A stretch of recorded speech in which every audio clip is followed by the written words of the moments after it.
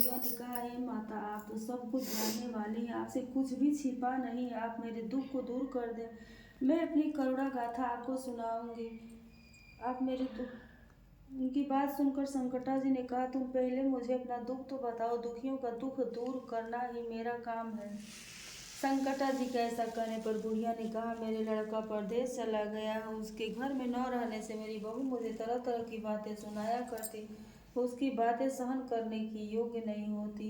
इसी कष्ट के कारण मैं विवश होकर बारंबार रोया करती। बुढ़िया की दर्द भरी गाथा को सुनकर माता संकटा ने कहा, तुम घर जाकर मेरे लिए मनौती मान दो कि हे संकटा माता, यदि मेरा लड़का सकुशल घर वापस आ जाएगा तो मैं आपकी पूजा करूंगी और सुहागिन स्त्री को आमंत्रित करके उन्हें भोजन कराऊंगी। संकटा माता के कथनानुसार उस बुढ़िया ने घर आकर लड्डू बनाए, परंतु विचित्र बात यह थी कि जब भी बुढ़िया 7 लड्डू बनाती तो 7 की जगह 8 लड्डू बन जाते। इस बात से बुढ़िया बहुत ही असमंजस में पड़ गई। ऐसा होने का क्या कारण है? कहीं मेरी गलती से गिनती करने में तो भूल नहीं हो रही, अथवा अपने आप 8 लड्डू बन जाने का कोई अन्य कारण है। इसी समय वृद्धा स्त्री के वेश में माता संकटा प्रकट हुई और बुढ़िया से कहा, क्यों बुढ़िया, आज तुम्हारे यहाँ कोई उत्सव है क्या? सुनकर बुढ़िया ने कहा, हाँ, आज मैंने संकटा जी के लिए सुहागिनें खिलाने का आमंत्रण दिया है, किंतु जब भी गिनकर 7 लड्डू बनाती हैं तो ये लड्डू अपने आप 8 ही बन जाते हैं। मैं इसी बात से बहुत चिंतित में पड़ गई हूँ। बुढ़िया की बात या संकटा जी ने कहा, क्या तुमने किसी बुढ़िया स्त्री को निमंत्रित किया है? बुढ़िया कहने लगी, नहीं, मैंने तो ऐसा नहीं किया है, परंतु तुम हो कौन? संकटा जी ने कहा, मैं बुढ़िया हूँ, मुझे भी तुम आमंत्रित कर दो। ऐसा सुनकर बुढ़िया ने उस संकटा रूपधारी बुढ़िया को भोजन के लिए निमंत्रित कर दिया। इसके बाद बुढ़िया के घर पर सभी आमंत्रित सुहागिनें आ पहुंची और बुढ़िया ने सबको लड्डू तथा अन्य मिठाई आदि का भोजन कराया। इसमें माता संकटा जी की कृपा से उस रमानाथ के मन में अपनी माता एवं पत्नी से मिलने का प्रबल इच्छा उत्पन्न हो गया। सुहागिन के भोजन करते ही उस बुढ़िया का लड़का परदेश से अपने घर आ गया। लड़के के आने की सूचना बुढ़िया को दी गई, लेकिन बुढ़िया अपने काम में ही लगी रही। उसने कहा, लड़के को बैठने दो, मैं सुहागिनें जिमा कर अभी आती हूँ। लड़के की बहू ने पति आगमन का समाचार पाकर पति के स्वागतार्थ से वहां तुरंत प्रस्थान कर दिया। लड़के ने अपनी बहू को देखकर मन में विचार किया कि मेरी पत्नी को मेरे प्रति कितना प्रेम है, जो खबर पाते ही मुझसे मिलने के लिए चली आई, परंतु मेरी माता को मुझ पर जरा भी स्नेह नहीं है, क्योंकि खबर पाकर भी माता ने आने की बात नहीं सोची। जब पूजा का काम समाप्त हो गया, सभी सुहागिनें भोजन करके अपने अपने घर को लौट गईं, तो बुढ़िया अपने बेटे से मिलने के लिए उसके पास आ पहुंची। माँ के आने पर लड़के ने पूछा, माँ, तुम अब तक कहाँ थी? माँ ने उत्तर दिया, बेटा, तुम्हारी कुशलता के लिए ही मैंने संकटा माता से मनौती मानी थी और उसी को पूरा करने के लिए सुहागिनें जिमा रही थी। संकटा माता की कृपा से लड़के का मन अपनी स्त्री से हट गया। माँ से कहा, माँ, या तो मैं ही रहूँगा या ये रहेगी। बुढ़िया ने कहा, बेटा, तुम्हें तो मैंने बड़ी कठिनाई तपस्या से पाया, इसलिए तुम्हें मैं किसी तरह छोड़ सकती नहीं। तुम्हारे लिए चाहे बहू का भी त्याग करना पड़े तो मैं कर सकती हूँ। अतः लड़के को अपनी स्त्री को घर से निकाल दिया।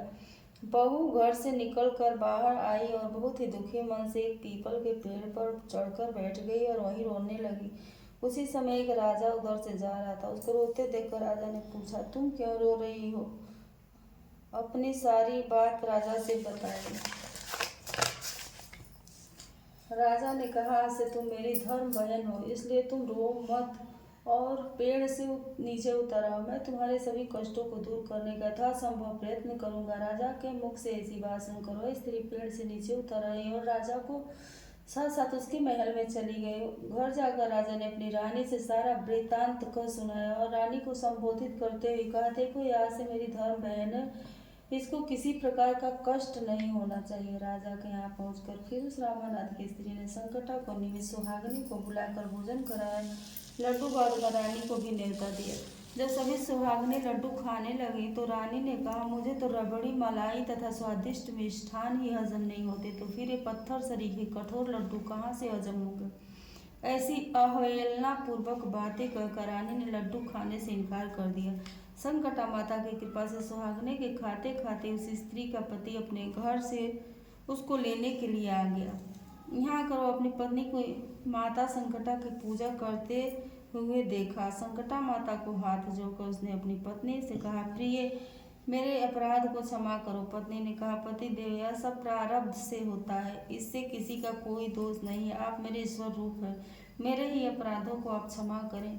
यूँ कहकर उन दोनों ने मिलकर माता की सविधि पूजा की। पूजा की समाप्ति होने पर वो दोनों स्त्री पुरुष प्रसाद खा पी कर अपने घर जाने के लिए तत्पर हुए। जाते समय बहू ने उस रानी से कहा, मुझको जब दुख पड़ा था तो मैं अपने धर्म भाई के साथ तुम्हारे घर चली आई, और यदि तुमको भी किसी तरह का कष्ट पड़े तो तुम मेरे यहाँ निसंकोच भाव से चली आना।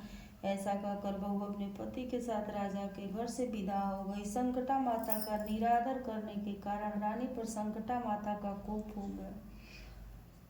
बहू के जाने के बाद उसका सारा राज तहस नहस हो गया। ऐसी विपत्ति में पड़कर रानी ने राजा से कहा, न मालूम वह तुम्हारी धर्म बहन कैसी थी, उसके यहाँ से जाते ही यहाँ का सब कुछ नष्ट भ्रष्ट हो गया। राजा ने रानी से कहा, वो जाते समय कह गई कि मेरे ऊपर कष्ट पड़ने पर मैं तुम्हारे यहाँ आई, और कदाचित तुम्हारे ऊपर भी जब कोई कष्ट आन पड़े तो तुम मेरे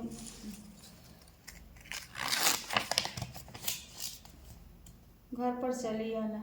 इसमें जरा भी संकोच न करना, इसलिए अब हम लोगों को उसके वहाँ चलना चाहिए। ऐसा निश्चय करके राजा रानी दोनों ही अपने धर्म बहन